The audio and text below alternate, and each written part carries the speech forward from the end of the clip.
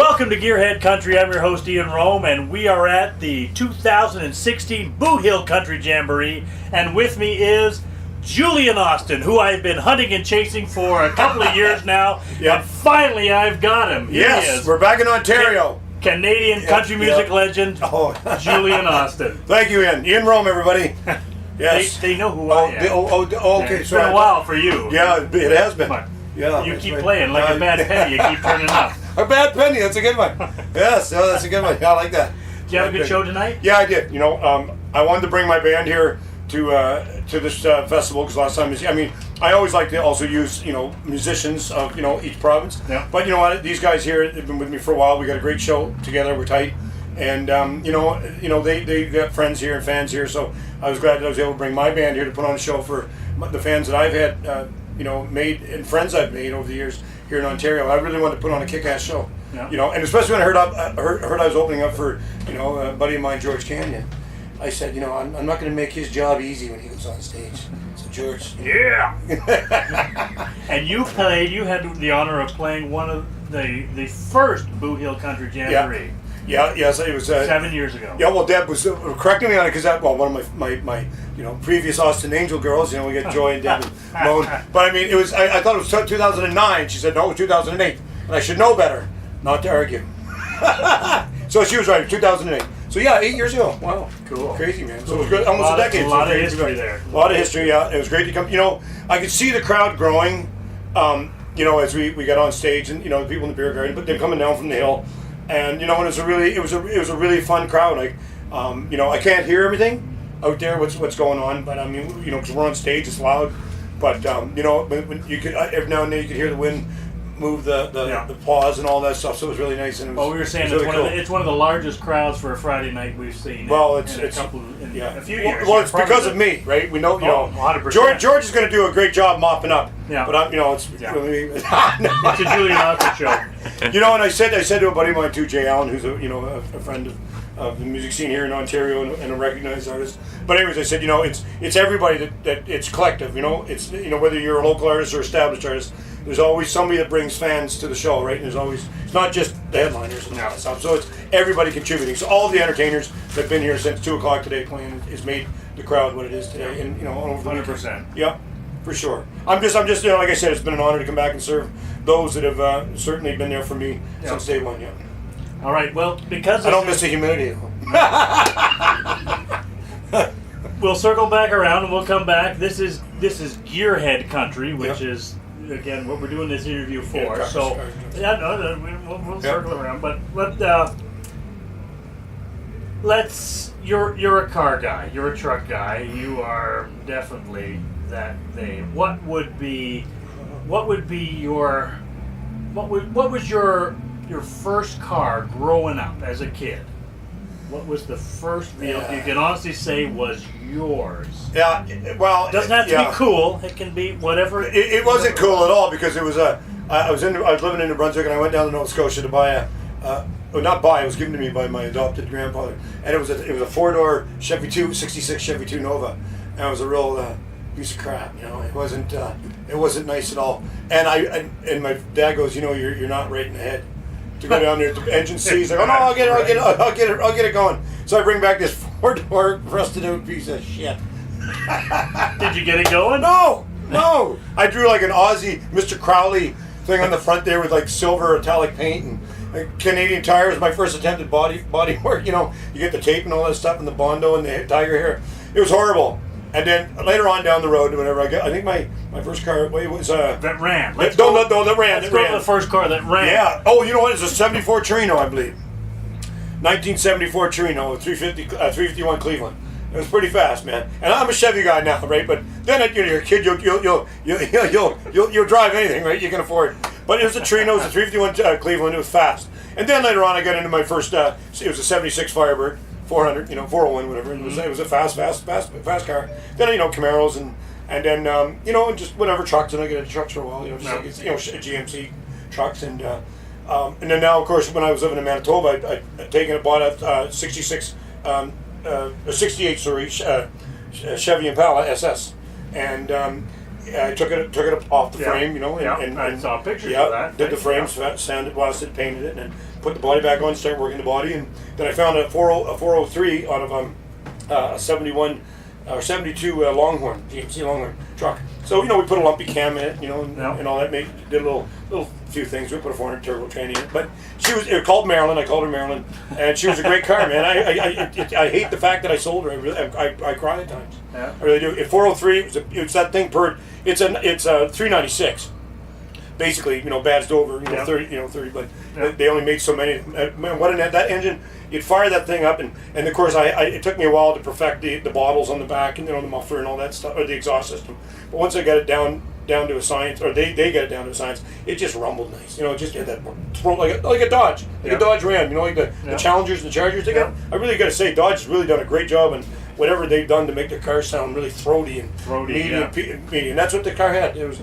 And then before I left, I built it was just a piece of crap. It was a '59 Chevy Apache fleet side, and I tell you, man, it was just a piece of junk. Pictures of that and I had that done, and I was going to bring it out to Alberta, and I was going to slam it, put big boots on it, and put like a big block. No, maybe a small block, not a big block. Put a small block in it, and then I seen one go by 2 days ago on a flatbed, and I almost puked. It was a '59 Chevy Apache, all down to the bare metal going into the shop. I think I did actually throw up in my mouth a little bit, and it was horrible. It didn't taste good, so I just ate some McDonald's.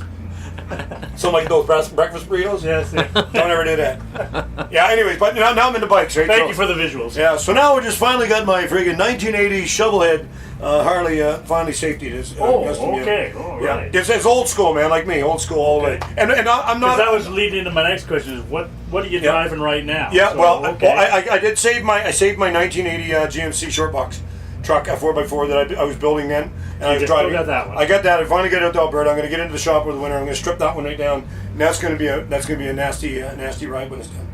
I'm going to do it all myself. And your Harley. Well, the Harley, I traded it for all the cars I couldn't bring. I traded it for a '58 Apache Chevy Apache short box, 1929 Durant, and a 1941 Chevy Coupe. My wife almost divorced me when she found out that I friggin' traded it for the Harley. But she's over it now. She doesn't like the paint job. It's purple. I call her Purple Haze. And she says, "Whose nightmare did that come from, me?" I said, "Hey, easy." But she knows I love it. It's my bike. I'm keeping it. So but I'm not a rider. I've always wanted to ride. I'm going to be 53 in August. But I mean, I've had it out 8 or 9 times last year. So I just got it safety because nobody would safety it in Manitoba except for one place. So now it's good to go. It's all legal, and I just got to get on the bike when I get home. Start riding, yeah. So it's never too late to learn, right? Never too late to get at it. So. No. Let's just take a couple minutes and talk about your work with veterans. Well, soldiers and veterans. Yes, exactly. Yeah. You have done lots of tours overseas. You've played for the troops. You've come back and done benefit concerts. You've done all kinds of stuff to benefit the troops. Yeah. What's your thoughts on that? I mean, it's the least I can do. I mean, growing up, I was a punk. My dad was a war veteran. I was too busy, getting in trouble with the law. And he said, "You're going to end up dead, or you're going to end up in jail." He died. I turned 20 in jail. He died when I was 19. And I had pen in hand. I was going to join the army and become either a sniper or infantry. That was my thing I wanted to be. And I just was too busy being a punk, so I didn't join the army back in those days. And later on in life, my music took me to where I could go to Bosnia and Southwest Asia and Afghanistan, up to CFS Alert, up in the North Pole, every base in Canada, and bring morale and appreciation and admiration and thanks to those that give us this, what we have, some of it I take it for granted. I still take I come back from Afghanistan. Every time I come back from Afghanistan after my 3rd trip over, I say, I'll never bitch about nothing ever again. What do? I get home for a week, I'm bitching, and I still bitch. But you know what? After that, I go, wait a minute, just back it up and really think what what are you bitching about? Yeah. You got it good. You live in a great country. You could be living somewhere else. We don't have the luxuries and the freedoms that we have here. So anytime I can go anywhere, whether it's safe or it's not safe, I don't care. I'll go there for the troops and the veterans. I mean, I love our vets. I try to do as much as I can. I'm only human. I had to get away for a while because I think it's a lot of the boys noticed that I was, some form of the PTSD. Yeah, PTSD was rolling into my life, and as friends of mine that deal with depression and other stuff. I mean, many of us do. that didn't help. And I was listening. I was just around too much of the chaos of it, and seeing too many of my friends coming back messed up, people dying, being over there at a ramp ceremony when we lost Captain Nicola Goddard.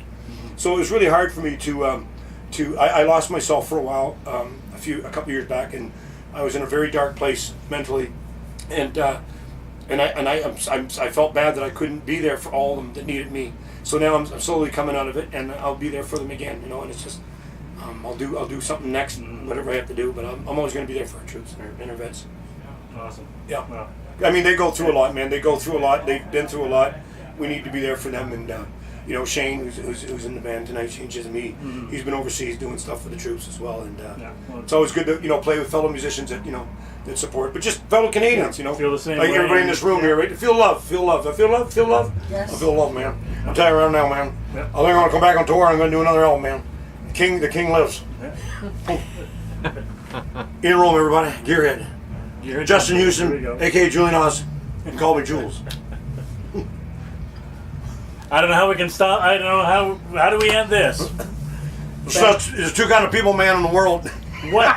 No karate. Silly. The Chinese and the King. One for me, man. We got Elvis right Yeah, here. Elvis, yeah. Turn into Elvis. What was, growing up, what was your favorite TV or movie car?